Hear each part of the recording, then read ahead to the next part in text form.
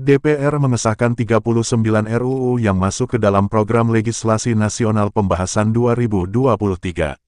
Di antara puluhan RUU itu, terselip RUU tentang perubahan atas UU Nomor 5 Tahun 2014 tentang Aparatur Sipil Negara (ASN). Pembahasan belait ASN ini pastinya akan menarik perhatian karena persoalan tenaga honorer yang belum ada solusinya sampai saat ini, seperti tenaga honorer guru.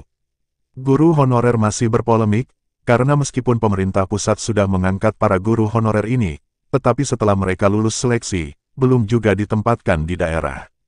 Ini membuat para guru kebingungan, karena belum ada penempatan dan belum mendapat gaji selaiknya yang sudah diangkat pemerintah.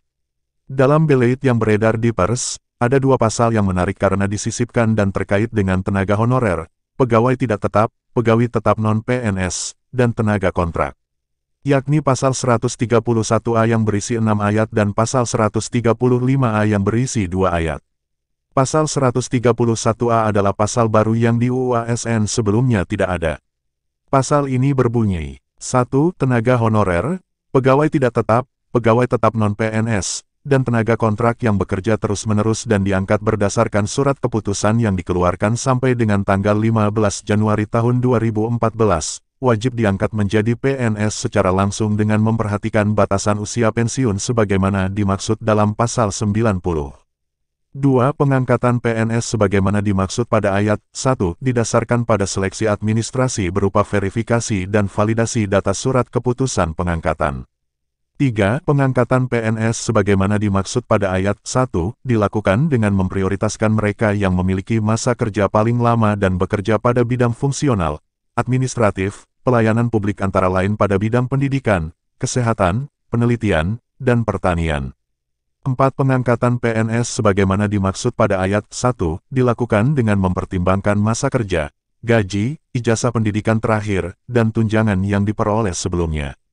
5. Tenaga honorer, pegawai tidak tetap, pegawai tetap non-PNS, dan tenaga kontrak diangkat menjadi PNS oleh pemerintah pusat. 6. Dalam hal tenaga honorer, pegawai tidak tetap, pegawai tetap non-PNS, dan tenaga kontrak, tidak bersedia diangkat menjadi PNS sebagaimana dimaksud pada ayat 1 harus membuat surat pernyataan ketidaksediaan untuk diangkat sebagai PNS.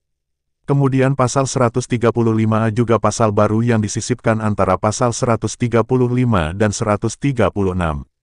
Pasal ini berisi, 1. Pengangkatan tenaga honorer, pegawai tidak tetap, pegawai tetap non-PNS, dan tenaga kontrak menjadi PNS sebagaimana dimaksud dalam pasal 131A ayat 1 dimulai 6 bulan dan paling lama 3 tahun setelah undang-undang ini diundangkan. 2. Pada saat undang-undang ini mulai berlaku, pemerintah tidak diperbolehkan melakukan pengadaan tenaga honorer, pegawai tidak tetap, pegawai tetap non-PNS, dan tenaga kontrak.